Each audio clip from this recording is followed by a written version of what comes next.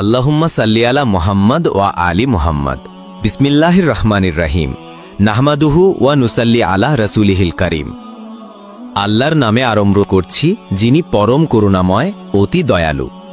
অসংখ্য দরুদ, সালাত ও সালাম বর্ষিত হোক নূর নবী হুজুর পাক সাল্লাল্লাহু আলাইহি ওয়াসাল্লাম ও তার পবিত্র আহলে বাইত পরিবার আলাইহিস সালাম ও শুহাদায়ে কারবালাদের কদমে এবং মকবুল সাহাবায়ে কেরাম ও আউলিয়ায়ে কেরামদের প্রতি। আহলে বাইত আলাইহিসসালাম এর জন্য শোকানুষ্ঠান পালন করা শিয়া আকিদা বা ভ্রান্ত আকিদা বলে যারা সাধারণ মানুষকে ধোঁকা দিচ্ছে, তাদের কাছে প্রশ্ন থাকবে আমার।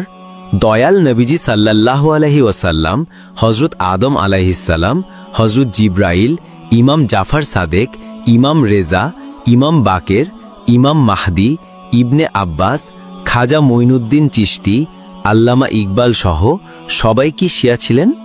সবাই কি ভ্রান্ত আকিদায় ছিলেন? নাউজুবিল্লাহ। ভিডিওটি কয়েকটি পর্ব হবে, আপনারা শেষ পর্যন্ত দেখবেন। মুহররমের শোক পালনের জন্য প্রত্যেকের নিজস্ব মতামত ও রেওয়ায়াত রয়েছে।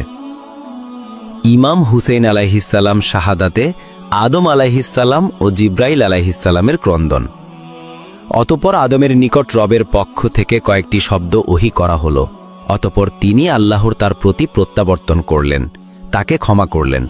নিঃসন্দেহে তিনি পুনঃ প্রত্যাবর্তনকারী, তওবা কবুলকারী, পরম দয়ালু। সূরা বাকারা 37।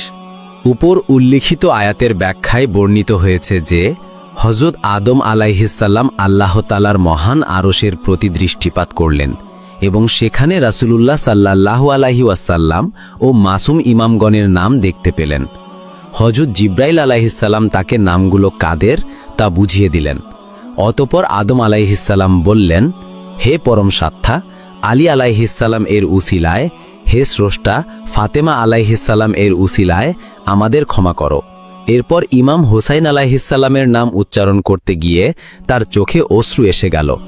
তখন তিনি বললেন, হে আমার ভাই জিব্রাইল, এর কি কারণ যে হুসাইন আলাইহিসসালামের নাম উচ্চারণে আমার চোখে অশ্রু এসে যাচ্ছে? জিব্রাইল বললেন, আপনার বংশধরদের মধ্য থেকে আপনার এ সন্তান এমন মুসিবতের মুখোমুখি হবে যে দুনিয়ার বুকে আসন্ন অন্য সমস্ত মুসিবত এর সামনে স্নান হয়ে যাবে। আদম আলাইহিসসালাম জিজ্ঞাসা করলেন, তার উপরে কি ধরনের মুসিবত আপতিত হবে? জিব্রাইল বললেন, তিনি পিপাসার্থ অবস্থায় তার পূর্বে নিহত সাথীদের লাশ সামনে নিয়ে নিহত হবেন। শত্রুরা তার মৃত্যু দেখার জন্য অপেক্ষা করবে। তখন আদম আলাইহিসসালাম ও জিব্রাইল খুব ক্রন্দন করলেন। আল আওয়ালিম পৃষ্ঠা 104 থেকে 117। ইমাম হুসাইন আলাইহিসসালাম শাহাদাতে রাসূলুল্লাহ সাল্লাল্লাহু আলাইহি ওয়াসাল্লামের ক্রন্দন।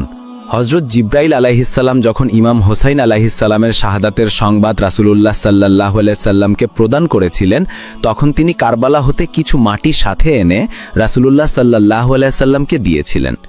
আর সেই মাটি রাসূলুল্লাহ সাল্লাল্লাহু আলাইহি ওয়াসাল্লাম স্বীয় স্ত্রী উম্মে সালামা সালামুল্লাহি আলাইহাকে দিয়ে বললেন, যখন এ মাটি রক্তবর্ণ ধারণ করবে, তখন আমার সন্তান হুসাইন কারবালা নামক স্থানে শহীদ হবে।